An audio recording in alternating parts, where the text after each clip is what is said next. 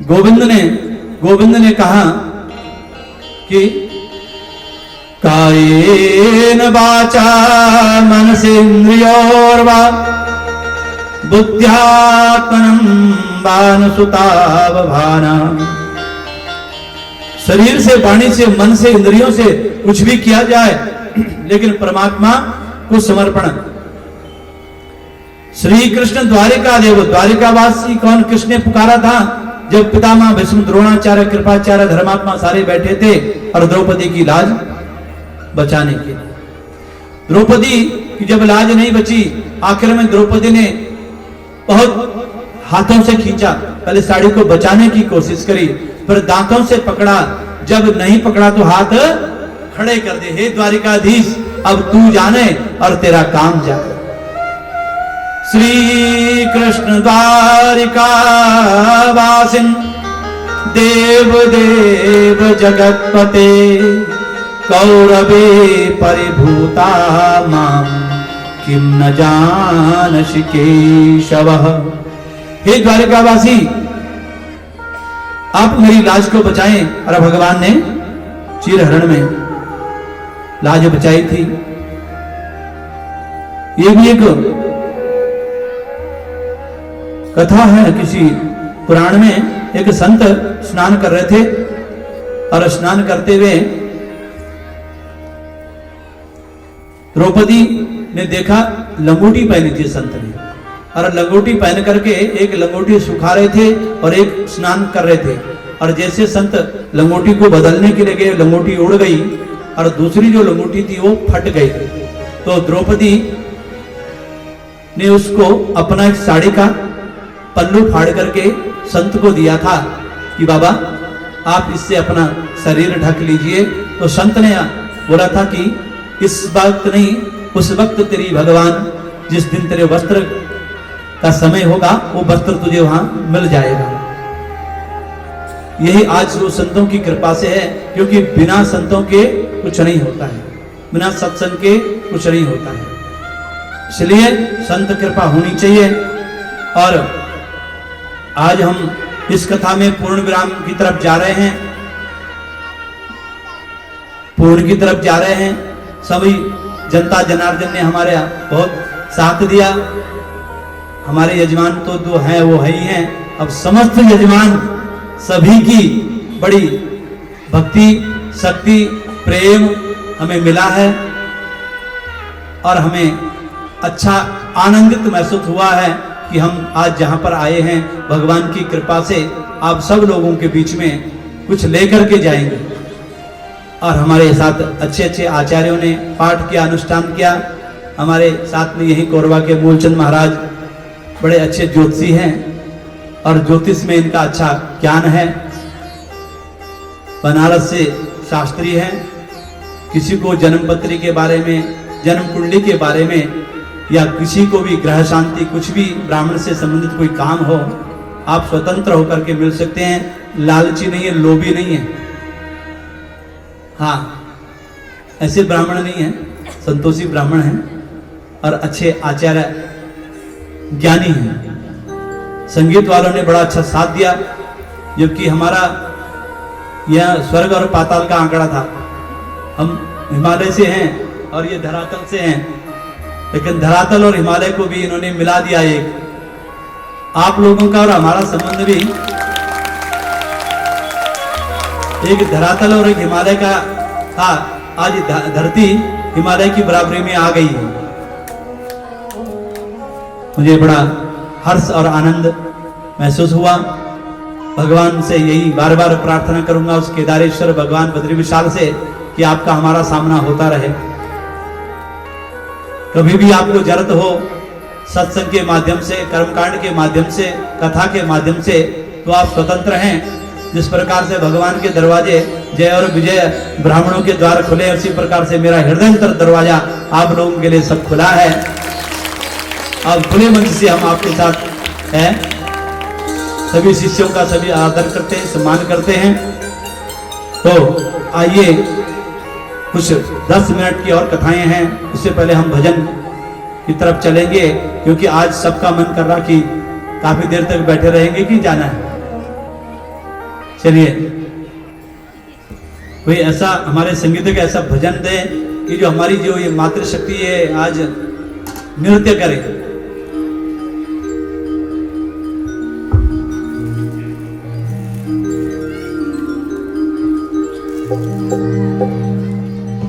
बोलिए बांके बिहारी लाल की जय, बोल वृंदावन बिहारी लाल की जय।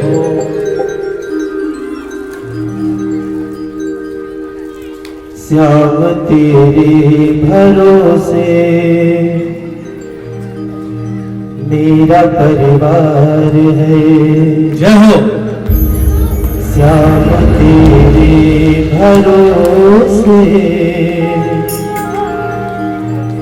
मेरा परिवार है।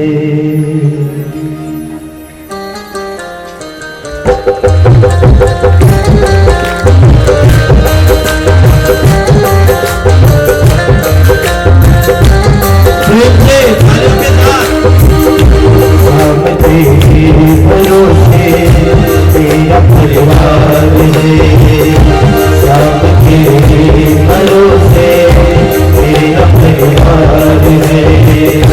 तूने मेरी बात मानी, तूने मेरी बात मानी, तू ही भगवान है। सब तेरे भरोसे मेरा परिवार है, सब तेरे भरोसे मेरा परिवार है।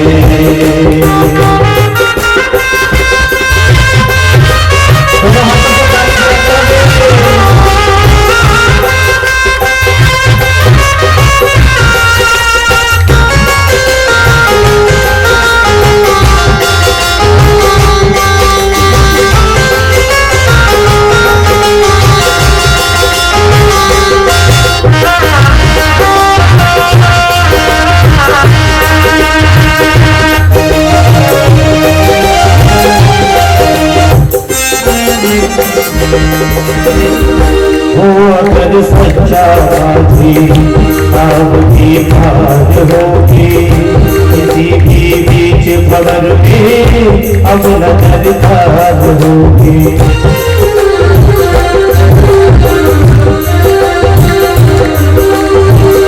हो अगर सच्चा बाजी अब की बात होगी, किसी भी बीच खबर में अब नजर खाद होगी।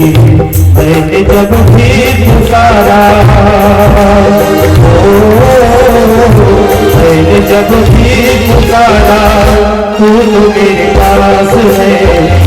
सब तेरे भरोसे मेरा परिवार है, सब तेरे भरोसे मेरा परिवार है।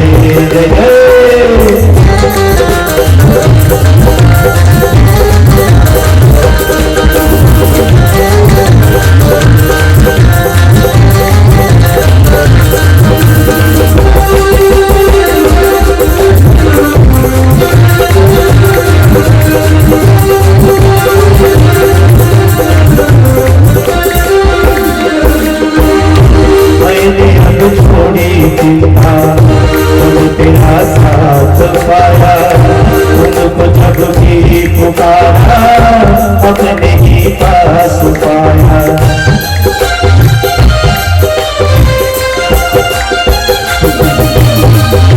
मैंने अब छोड़ी चिंता, तुम्हें जो साथ पाया, तुम्हें जब भी पुकारा अपने ही पास पाया। हम पे एहसान तेरा,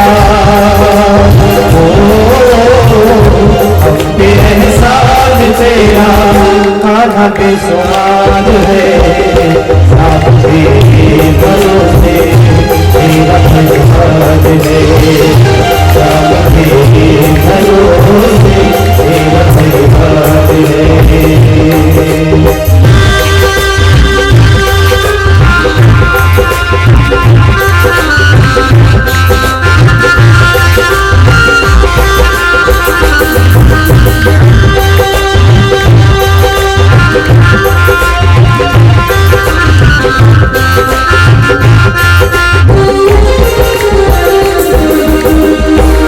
मुझको अपनों से बढ़कर सहारा तुमने दिया है, मुझे अपनों से बढ़कर सहारा तुमने दिया है, जिंदगी भर जीने की गुजारा तुमने दिया है, मुझको अपनों से बढ़कर सहारा तुमने दिया है, जिंदगी भर जीने की गुजारा तुमने दिया है, हम पर कृपा तेरा हम पर तेरा उपकार करा है, आपके भरोसे आपके भरोसे तेरा परिवार है, आपके भरोसे तेरा परिवार है, आपके भरोसे तेरा परिवार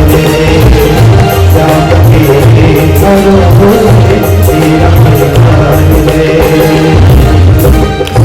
श्याम तेरे भरोसे मेरा परिवार है। ये तो मेरा ही भजन हो गया है, ये तो मेरे लिए गाया गया है, ये परिवार मेरा तो है, मैं आपका हूं।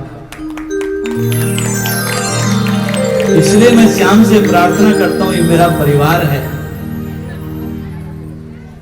सब मातृ रूप में हैं, और जो ये मेरे मुख्य यजमान है इनको तो पता ही है, माता जी बैठी है, हमने कभी पुरोहित आए से तो कभी आए ही नहीं, कभी माना ही नहीं, इसलिए बचपन से आते हैं, और यहाँ इस धरती पर हमारा बहुत पुराना रिश्ता है, आज से नहीं आते हैं। हाँ, अब सबसे साथ रिश्ता बन गया है, अब एक से भगवान ने कहा एको हम बहुत श्यामी, आज एक परिवार से नहीं हम बहुत सारे परिवार हो गए, एको हम बहुत श्यामी, अब सारा परिवार हमारा है और हम आपके।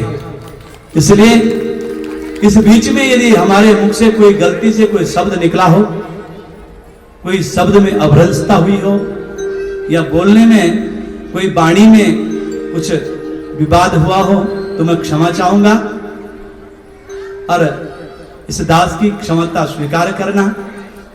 आइए, गोविंद आज कहते हैं कन्हैया संसार में बैराग होता है ना, बैराग कहते हैं हम बैराग है, 3 प्रकार का बैराग आता है, एक तो आता है मरकट बैराग और एक आता है शमशान बैराग। कलयुग प्रारंभ हुआ और कलयुग में बोला महाराज कलयुग में बैरागी कैसे बनते हैं, बोला एक मरकट बैराग होगा, एक शमशान बैराग होगा और सच्चा बैराग होगा। मरकट बैराग कहते हैं, मरकट कहते हैं बंदर को, जैसे बंदर कभी इस डाली में कभी उस डाली में कभी उस डाली में, और जिस डाली में जाता है ऐसे ऐसे करके खूब इसको हिलाता है, डराता है।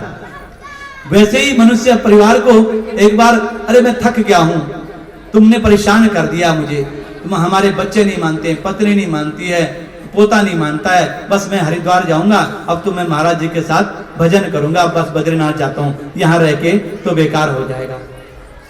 थोड़ी देर में झोला कर दिया तैयार, बोले चलो, हम कई लोगों को बोलते हैं हाँ चलो हमारे साथ चलना है, चलो वहीं टिकट बनाएंगे, ये व्यंजन खा लिया है बथेरे, अब टिकट बना के प्रसादी पाएंगे, चलो बद्रीनाथ जाते हैं। बोले तैयार हो गया, सूटकेस रेडी हो गया, और स्टेशन तक पहुंच गए, गाड़ी भी आने का टाइम हो गया, याद आ गई पोते की, मेरे बिना तो कैसे रहेगा, रात को सोता तो मेरे बिना है ही नहीं, तो मेरे साथ रहना था। अब जैसा भी था बेटा बोलता था, अब मैं कहाँ जाऊंगा, क्या करूंगा, वापस आ गया घर पे, हो गया बैराग, छोड़ो अब जैसा भी रूखा सूखा जो भी मिलेगा सो देखा जाएगा। हमारे एक पंजाबी में भजन होता ना कि की करता करता बिच बुढ़ापे दा, अरे कोई ने लेंदा सार बिच बुढ़ापे दा, है ना, पंजाबी लोगों का एक होता है, इस समय होता है। दूसरा होता है शमशान बैराग्य, जब हम जाते हैं महाराज इसकी राम नाम लीला समाप्त हो गई, राम नाम सत्य है लेकर के चले जाते हैं, और वहां पहुंचे, सब दाह संस्कार वगैरह हुआ, सारी बैठी है, अरे महाराज क्या ले जाना है, देखो इतना भला आदमी था, इतना बड़ा अच्छा बेचारा था, चला गया आज संसार से, बहुत अच्छे काम करे, बड़ा अच्छा करे जी, कुछ नहीं जी, ये सब माया, ये मोह, क्या फालतू का ये सब बकवास है। बस वहां पर बैठ गए, और जैसे ही वो वहां अग्नि प्रवेश हुई और इधर खिसके और पानी नहाओ फटाफट करो, अरे इसका काम रह गया, उसका पैसा रह गया, हो गया। बैराग जयराम जी की वहीं तक था। फिर अपना वही इक्का दुक्का चलने का काम। और तीसरा है सच्चा बैराग, और सच्चा बैराग किसी को आता नहीं। सच्चा बैराग जिस दिन आ जाएगा उसको फिर कोई जरूरत ही नहीं पड़ेगी। तो इसलिए हमारे जीवन में ये सच्चे 3 प्रकार के बैराग आते हैं। और तीसरा सच्चा जो होता है, सच्चा त्याग कबीर का, जो मन से दिया उतार, और जिसका मन मैला भया वो तो डूब गया मझधार। इसलिए काम्यान कर्मणाम न्यासम संन्यासः। उद्धव तुरंत प्रभु के चरण पकड़ लिए और योगेश ने भगवान उद्धव को सन्यासी और सन्यास धर्म का पालन करते हुए कहा। उद्धव ने प्रश्न किया, सन्यासी यदु महाराज था, यदुवंशी पूर्वजों के राजा यदु थे। एक बार महाराज घूमते घूमते वन में गए और वन में जाकर के एक महात्मा देखते हैं और दत्तात्रेय ऋषि से मुलाकात होती है। पुरोहित महाराज गुरु के बारे में बताओ। शांति में गुरुवो राजन बाहवो बुद्ध मुप्रसरात यथा बुद्धि मुपादाय मुक्तो अट्मिव लक्ष्मणतात। कहते हैं राजन, मैंने अपने जीवन में 24 गुरु बनाए। पहला गुरु पुरोहित। अब पुरोहित जो होता है ना, वो जजमान का पूरा हित चाहता है, उसका नाम है पुरोहित। जो अपने यजमान का पूरा हित चाहता है उसका नाम है पुरोहित। और एक ऐसा पुरोहित ही ऐसा, ब्राह्मण ही ऐसा है, गाड़ी वाला बोलेगा सबकी गाड़ी खराब हो जाए तो मेरा काम चले। मकान बनाने वाला सोचेगा यार मकान सबके गड़बड़ हो जाए तो मेरा काम चले। लेकिन पुरोहित चाहता कि मेरा जजमान बढ़े तो मेरा काम चले। जजमान धनाड़ी होगा तो मुझे भी मिलेगा, और जजमान अगर नहीं होगा तो मुझे भी कम मिलेगा। हा? इसलिए वो अपने जो जजमान का हित चाहता है उसका नाम है पुरोहित। दूसरा दीक्षा गुरु होता है। दीक्षा गुरु एक बार होता है जो मंत्र दिया जाते हैं। वैसे जीवन में 16 गुरु होते हैं, क्योंकि 16 संस्कार है तो 16 गुरु होते हैं, लेकिन विशेष 3 बताए गए। अब दत्तात्रेय जी ने कहा जिसने शिक्षा दी वो तो प्राप्त हुए, लेकिन मैंने उनको भी गुरु बनाया जिन्होंने शिक्षा भी नहीं दी, लेकिन मैंने उनसे शिक्षा ग्रहण की। पृथ्वी वायुराकाश, पृथ्वी वायुराकाश, मपो अग्नि चंद्रमा रवि, कपोतो अजगरा सिंधु, पंथ गो मधुकृत गजः, मधुहा हरिण्यो मीनः, पिंगला कुरुरोर्भका, कुमारी सरकृत सर्प, पूर्णनाभि सुपेस्कृतः। मेरे जीवन में पहला गुरु पृथ्वी है। पृथ्वी का सहनशीलता है। पृथ्वी में हम कितना काम करते हैं। कभी पृथ्वी ने बोला अरे नहीं ऐसा मत करो, तुम मुझसे ठीक से चला करो। क्या चल रहे हो ऐसे, नाच रहे हो, कूद रहे हो, खेल रहे हो, खड्डा खोद रहे हो, खुद खेती कर रहे हो, अन्न उत्पन्न कर रहे हो। कभी पृथ्वी ने बोला क्या कर रहे हो तुम। पृथ्वी सहनशीलता। दत्तात्रेय जी ने दूसरा गुरु बनाया वायु को, और वायु चलती है बहुत तेज, परंतु दिखाई देती है किसी को। आज आप एसी चलाते हैं, पंखा चलाते हैं, दिखता है, लेकिन हवा दिखती है नहीं दिखती है। मैंने कहा हवा काली है कि पीली है, किसी ने बताया नहीं। आकाश को गुरु बनाया, सुंदर शिक्षा प्राप्त करती है कि मेरे मुख से निकलने वाली जो वाणी है, पश्यति माध्यम वेखरी, 4 वाणी है मेरे मुख से निकलने वाली, और वाणी उसे अपने कानों तक पहुंचाने का रास्ता दिया, उसी का नाम आकाश है। यदि हवा नहीं होगी तो हमारे कान तक वाणी नहीं पहुंचेगी। आकाश आवाज जो गुनती है। आकाश में मक्खी उड़ती, मच्छर उड़ता है, कभी आकाश को कोई प्रॉब्लम हुई नहीं। जैसे आकाश में आदि का अंत नहीं, पता का अंत नहीं, इसलिए मनुष्य को भी आकाश की तरह दृढ़ता रहना चाहिए। और चौथा यदु ने पूछा जल से क्या शिक्षा की। ऐसी वाणी बोलिए मन का आपा खोए, औरन को शीतल करे आप शीतल हो। शीतल जल कितना ठंडा होता है। कभी आप गर्मी के मौसम में जब इधर उधर व्यापार करके आते हैं या कहीं काम करके आते हैं, तड़पते हैं, थकते हैं, भैया ठंडा पानी पीते हैं। और जैसे वो पानी पीते हैं हृदय ठंडा हो जाता, बड़ा आनंद आ गया, शीतलता। जिस प्रकार से जल शीतल करता है उसी प्रकार से वाणी भी अगर आप मीठी बोलेंगे तो दूसरा आदमी शीतल हो जाएगा और आपके कार्य भी बनते रहेंगे। इसलिए जल का मतलब होता है शीतलता। और फिर सत्यम ब्रयात प्रियम ब्रयात न ब्रयात सत्यम प्रिया, हमेशा सत्य बोलना चाहिए। और पांचवा, अग्नि को गुरु बनाया, ज्ञान अग्निम धर्म दग्ध कर्माणम, क्योंकि संत को ज्ञानवान होना चाहिए और ज्ञान संपन्न जो संत होता है, जो ब्राह्मण होता है, वो अग्निहोत्री होता है। चंद्रमा को गुरु बनाया, शीतलता होनी चाहिए, चंद्रमा की तरह घटता बढ़ता रहता है, 15 दिन शुक्ल पक्ष और 15 दिन कृष्ण पक्ष, उसकी कला छोटी बड़ी होती है। ऐसे ही हमारा शरीर जन्म लेता है और मरता है। नात्मम जजानन मरिष्यति नोदात्मः, आत्मा ना जन्म लेती ना मरती है, आत्मा तो अजर और अमर है। और सूर्य को जन्म लिया, सूर्य का प्रकाश कभी गंदगी में है तो कभी अमृत में है, कभी गरीब की झोपड़ी में है, कभी अमीर की झोपड़ी में है, लेकिन सूर्य का कहीं अंश घटा, उसकी किरणी घटे नहीं घटे। इसलिए सम प्रकाशी होना चाहिए, आदमी को समस्त प्रकाशित होना चाहिए। कपोतर से शिक्षा ली, कपोत कश्नारण्यम, कपोत ने कथा होती है कि अपने पति के लिए अपनी आहुति दे दी थी। और अजगर अजगर करही न चाकरी, पंछी करही न काम, दास मलु का या कहे सबके दाता राम। देने वाला अजगर, देने वाला भी अजगर, भगवान देने वाला है, करने वाला भगवान, कराने वाला भगवान, चलाने वाला भगवान। अनंतता करते हुए कहते हैं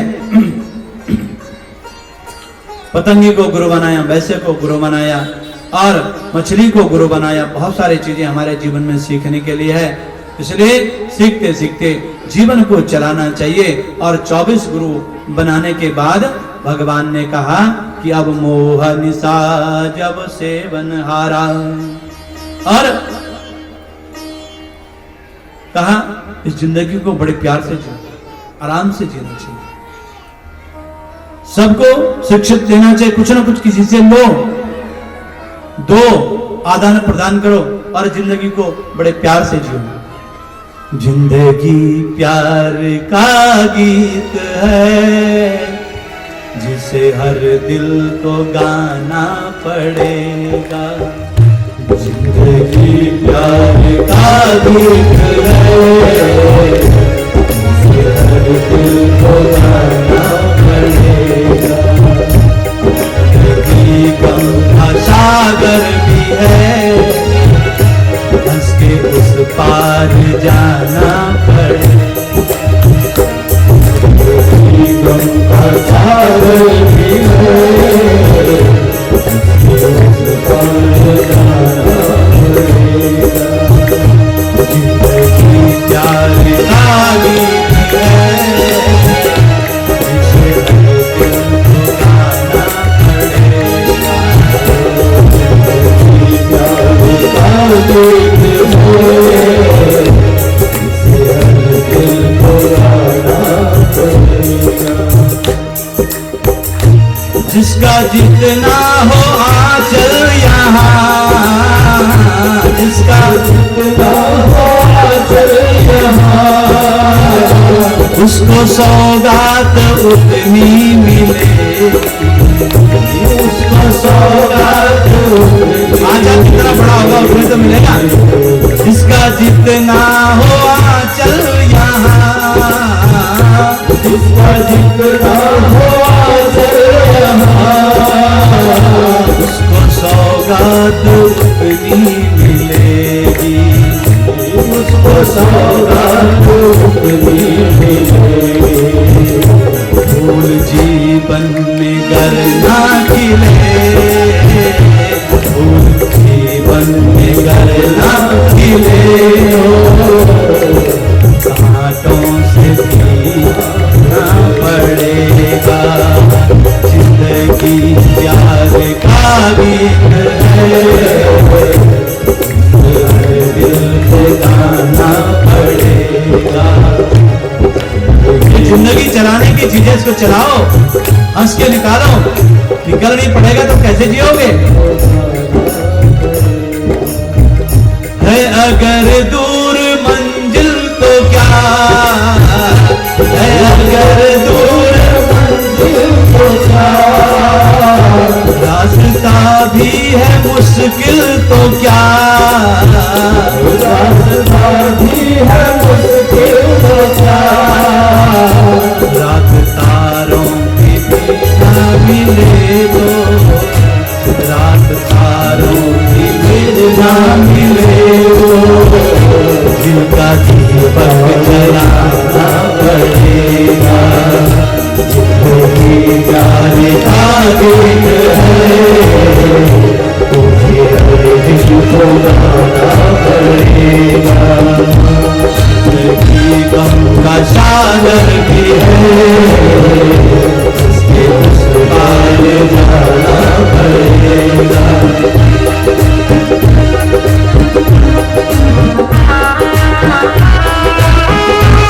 बहुत सारी चीजें आएगी, बहुत समस्याएं आएगी, जीवन में चलता रहेगा, लेकिन जीना है तो उसके लिए।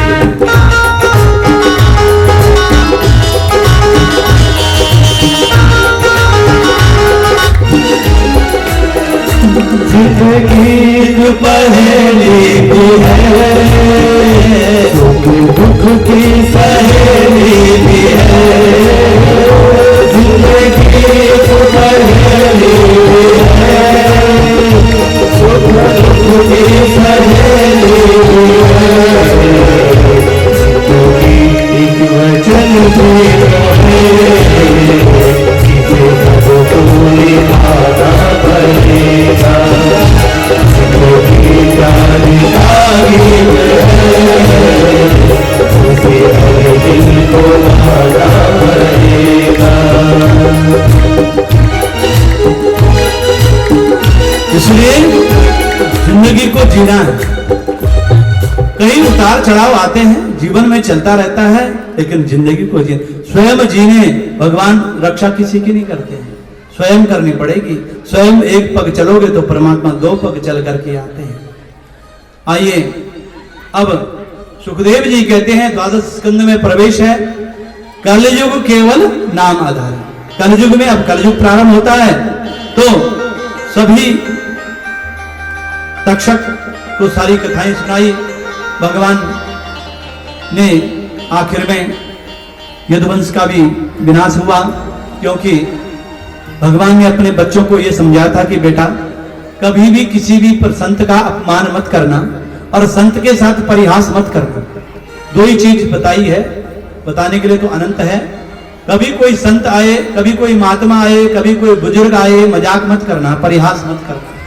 और हम यदुवंशी हैं, हमारे कुल में हमारी एक मर्यादा है। भगवान कृष्ण और बलराम की बड़ी अनंत मर्यादा थी, और मर्यादा में रहे तो एक दिन सांब ने परिहास किया। दुर्वासा आदि, कर्ण आदि, विकर्ण ऋषि वहां गए और सांब ने कहा, ये सांब कौन है?